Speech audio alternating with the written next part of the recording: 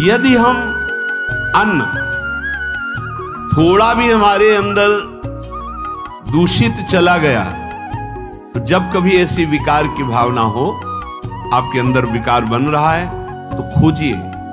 आपने कोई दृश्य देखा है, आपने किसी से बात की है, आपने कोई ऐसा संकल्प बनाया, नहीं, तो फिर भोजन दोष आ गया। अब आज उपवास कर दो, जब तक वो वृत्ति न नष्ट हो तब तक कुछ मत पाना, जल से काम चलाना। तो एक दिन एक पहर अपने आप शांत हो जाएगा। अगर बहुत विकलता हो रही तो नाम कीर्तन शुरू कर दो, भोजन मत पाना, नाम कीर्तन शुरू, बिल्कुल शांति मिल जाएगी, बिल्कुल। और ये तो उदाहरण महापुरुष इसलिए देते कि हम सावधान रहें। हमारे अच्छे भाव या बुरे भाव में ये 10 बातें बहुत प्रभाव डालती। पहला स्थान, दूसरा अन्न, और तीसरा जल। पानी भी बहुत संभाल के। नहीं, आजकल तो देखो प्रायः ऐसे दांत से प्लास्टिक नोचेंगे, ऐसे पानी पिएंगे, कब भरी गई, कहां भरी गई, कैसा पानी। बड़ा देखो कैसा हमारे भजन साधन के लिए विक्षेप पैदा होता चला जा रहा है। पहले सुंदर सरोवरों का जल, मतलब 15 वर्ष तो गंगा जल ही केवल पिया है, जो आकाशवृत्ति से मिला नहीं, गंगा जल ही पिया है। कुआं का जल, फिर आया हैंडपैप का जल, अपवित्र होने लगा। हैंडपैप में जो वाशर, अगर वो कहीं चमड़े का पड़ा हुआ है तो अपवित्र जल हो गया। अब हैंडपैप का भी अंतर ध्यान स्वरूप हो गया, अब तो नहीं दिखाई देता। अब रह गया है मोटर से निकले और फिल्टर में जाए, वो मशीन जो फिल्टर करती है पानी को, आरओ, उससे। अब वो जिनके पास है तो है, नहीं तो परिक्रमा लगाया हो, आपको पानी पीने को नहीं मिलेगा। देखो कैसा समय आ गया। भोजन, पहले कोई दगाबाजी भोजन में तो नहीं करता था। गांव में जब जिसके यहां दूध बेचा जाता था ना, उसको बहुत लघु दृष्टि से देखा है, गाय माए एक बराबर होती है, ये दूध बेचता है। 10-5 किलो मठा तो आप ऐसे मांग के ले सकते थे, अगर अड़ोस पड़ोस में वो मठा मिल जाएगा। जब कोई उत्सव होता, फ्री दूध 100, 200, 500 किलो पूरे गांव के सब दे देते, कोई ऐसे बेचता था। अब दूध नहीं, जब बूढ़े लोग बैठते थे कहते थे पानी बिकेगा आगे चल के।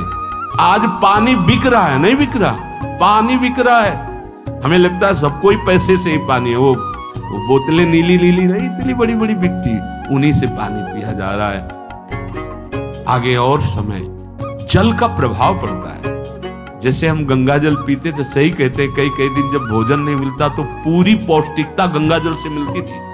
गंगा माता के जल से ऐसा लगता था मानो हम परम पावन अमृत पान कर रहे हैं, सारी पौष्टिकता मिलती थी। कुएं का जल अपने आप में पौष्टिकता से युक्त होता, जो हमें चाहिए।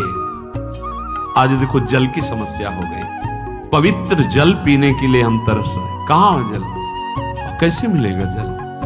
या तो आप पैसे वाले हो तो आप खरीद करके पीजिए, नहीं तो अब वो जल नहीं रह गया कि कुएं से निकाला पी लिया या सरोवर से पी लिया। क्या कैसा दुर्भाग्य है। जल का बहुत बड़ा योग है साधना में। जैसे स्थान का तो परम पावन वृंदावन धाम, अन्न का तो अब हम भगवत प्रसाद पाते हैं। जल का बहुत बड़ा योग है। आज दूषित होता चला जा रहा है, क्योंकि अब हाथ की बात नहीं रह गई है कि आप सुंदर कुआं से जल लें या सरोवर से जल लें या आप नदी से जल लें। स्वामी जी के लिए लिखा हुआ है रोज यमुना स्नान और रोज यमुना जल ही पान। हमारे वृंदावन के समस्त भगवत स्वरूपों का स्नान यमुना जल से ही होता था, हो रहा है और होता ही रहेगा। बिहारी जी के लिए आज भी कलश में भरकर यमुना जल ही जाता है।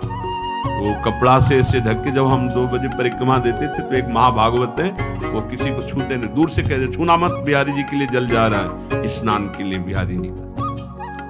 फिर चौथा है आपका परिकर, जहां पर रह रहे हैं वो समुदाय, चाहे परिवार हो या आप समुदाय, वो कैसा है, रजोगुणी है, तमोगुणी है, सतोगुणी है या त्रिगुणातीत भागवतिक है, उसका प्रभाव पड़ेगा।